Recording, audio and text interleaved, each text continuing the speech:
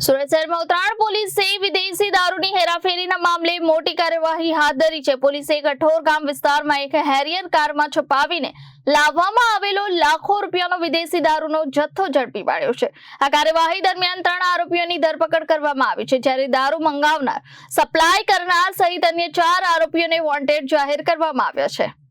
ઉત્તરાયણ પોલીસને મળેલી બાતમીના આધારે કઠોર ગામના માનસરોવર રેસિડેન્સીના પાર્કિંગમાં ઉભેલી સફેદ રંગની ટાટા હેરિયર કાર પર નજર રાખવામાં આવી હતી। તપાસ દરમિયાન કારમાંથી અંદાજે 4,99,680 રૂપિયાની કિંમતની કુલ 1,800 નંગ વિદેશી દારૂ અને બિયરની બોટલો મળી આવી હતી।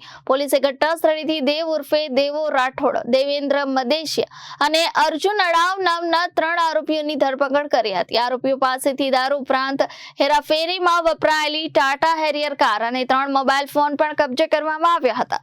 દારૂ, કાર અને મોબાઈલ સહિત કુલ 15,13,680 રૂપિયાનો મુદ્દામાલ પોલીસે જપ્ત કર્યો છે।